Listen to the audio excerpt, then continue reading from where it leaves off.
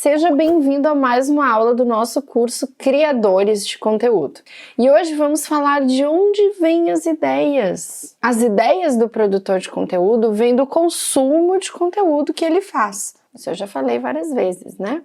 Então, vamos ver aonde buscar esses conteúdos para que a gente possa consumir e transformar em novos conteúdos com a nossa opinião. Para mim, livros são uma excelente fonte de conteúdo. Na verdade, eu acho que livros é a melhor fonte de conteúdo. Então, enquanto a gente estiver lendo um livro, se a gente marcar ele com as canetas marca-texto, ou se a gente colocar post-its, ou se a gente marcar uma headline que a gente quer usar depois no nosso calendário de conteúdo, fica muito fácil. E olha aqui, ó, o meu livro todo marcadinho, todo cheio de post-its, ó, para facilitar a produção de conteúdo.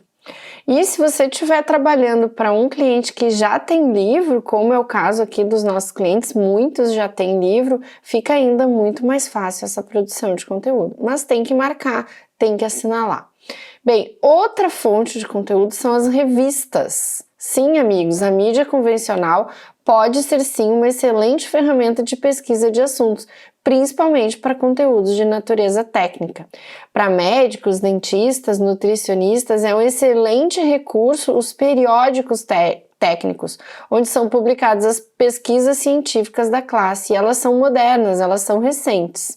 Depois tem outros tipos de revista, como a Super Interessante, a Ciência Hoje, e até revistas como Você S.A., Pequenas Empresas, Grandes Negócios, podem dar excelentes insights de conteúdo para a gente. Mas veja bem, não é cópia, é ler o artigo e escrever com suas próprias palavras e ainda citar a fonte que é a revista ou citar o artigo que está dentro da revista. Uma outra fonte de conteúdo que eu adoro é o Google Academics, que é uma ferramenta gratuita do Google e onde a gente pode buscar todo tipo de conteúdo que se refere à literatura acadêmica. Então, artigos científicos, tese de mestrado, doutorado, livros, resumos, bibliotecas de pré-publicações, todo o material produzido por organizações profissionais e acadêmicas. Isso está lá dentro do Google Academics e é muito mais fácil encontrar lá do que no Google mesmo.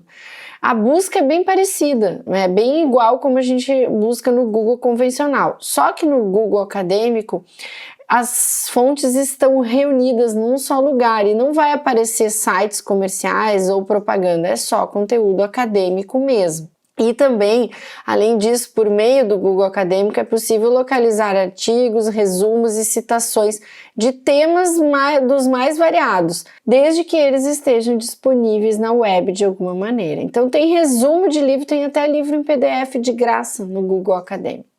E o Google Alerts? O Google Alerts é uma ferramenta, para mim, favorita de pesquisa.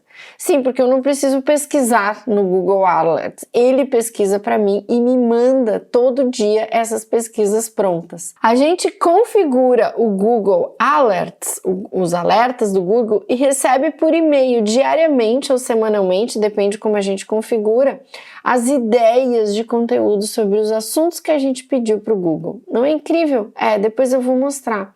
Teremos nas próximas aulas tutoriais de configuração dessas ferramentas, tanto do Google Alerts como do Google Academics. E os sites de pesquisa científica? Bom, esses sites eu adoro pesquisar e a galera que pesquisa muito, porque como eu já falei, a gente trabalha com conteúdo médico. Então, para quem escreve para a área da saúde é muito importante. Como essa é a nossa área aqui, eu vou deixar uma lista de 9 deles que você pode baixar, vai estar aqui nessa aula, para você também pesquisar. Tem em inglês, tem em português e tem assuntos os mais variados ligados à ciência e ligados às áreas médicas, às ciências médicas. E as nossas redes sociais? Gente, redes sociais são uma excelente ferramenta de pesquisa. Grupos no Facebook, no Instagram, no YouTube, no Twitter e Pinterest. Elas são um lugar perfeito para encontrar conteúdo. Inclusive, eu costumo dizer que é bem mais difícil quem não consome conteúdo de uma determinada rede social específica conseguir produzir conteúdo para ela. Porque Se a gente consome, quando a gente consome o conteúdo, por exemplo, do Twitter, eu vou entender a dinâmica da rede social e saber como eu devo me portar naquele ambiente ali. Eu vou saber o que eu devo falar ali. Eu sei o que está acontecendo naquele lugar. Então, quando a gente estiver navegando pelo Facebook ou Instagram ou ainda qualquer rede social, a gente tem que anotar tudo aquilo que inspira a gente. E eu já falei lá na planilha de referências, né? Tudo tem que anotar, porque as ideias somem. Então, ter uma pastinha no celular também é maravilhoso para isso, porque a gente está sempre com o celular na mão, então selecionar esses links e deixar numa pastinha no celular é bem fácil. Mas outra coisa que pode ser interessante é participar de grupos sobre os assuntos que a gente tem que escrever. Os grupos de discussão no Facebook são muito ricos para a gente encontrar dúvidas das pessoas e as observações das pessoas sobre o universo que a gente está pesquisando. Eu recomendo muito, acho bem interessante. Participo de grupo de copywriter, de grupo de conteúdo e gosto bastante. Agora, tem uma rede social que eu amo pesquisar conteúdo, principalmente pesquisar imagens, para encontrar aquelas imagens inteligentes e inspirações fofas, que é o Pinterest. A gente não atua no Pinterest com nenhum projeto como produtor de conteúdo, mas se eu quisesse eu até poderia, porque realmente eu amo essa rede social e quando a gente inicia uma estratégia de conteúdo, para que a gente possa definir como que vai ser o layout dessa rede, a gente vai para o Pinterest para se inspirar.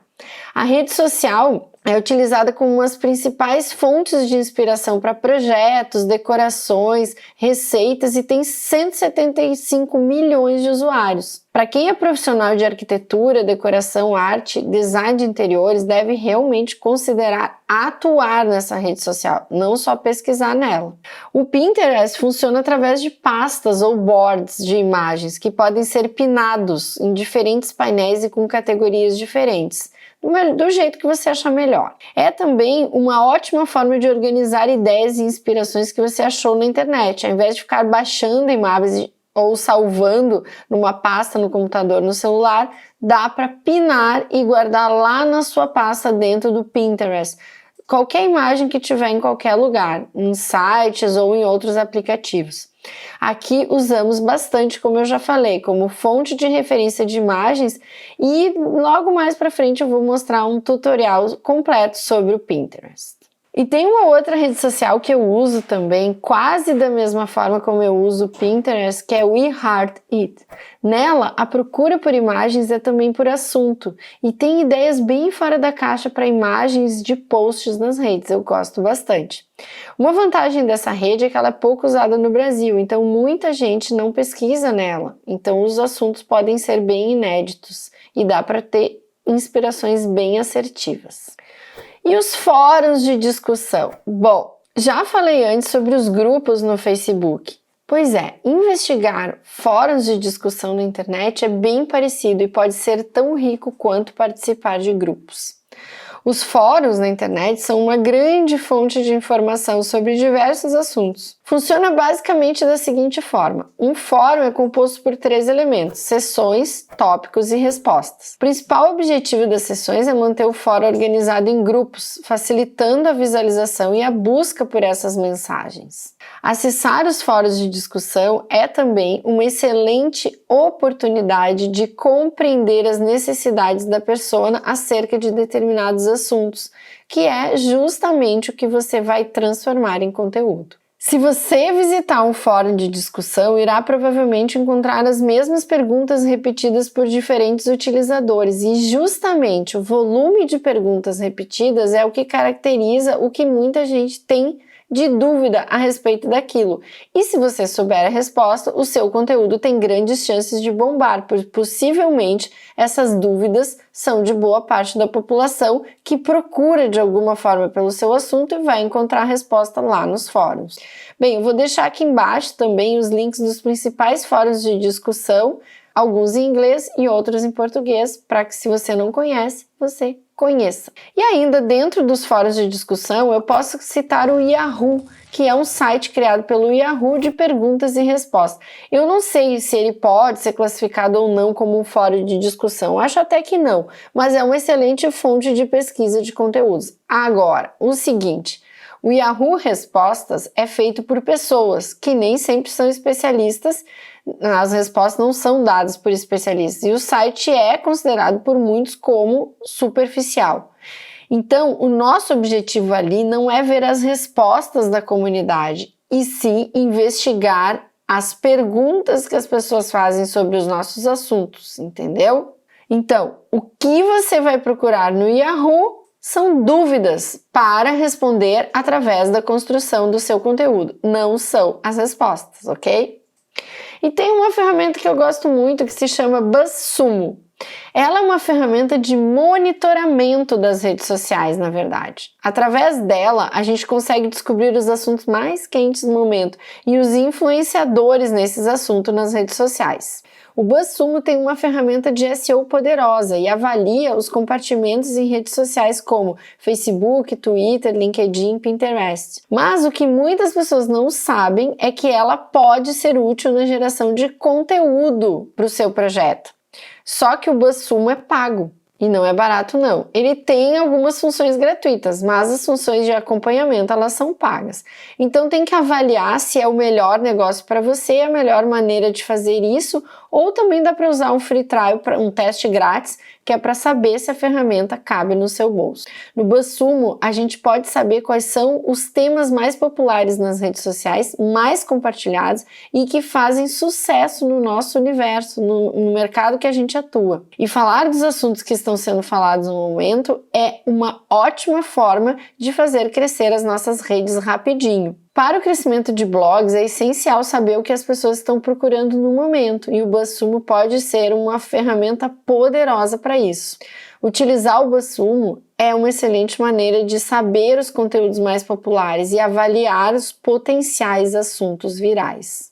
E quando a gente vê um assunto viral, a gente consegue fazer uma análise desse conteúdo, do formato, do título, da estrutura e da profundidade também.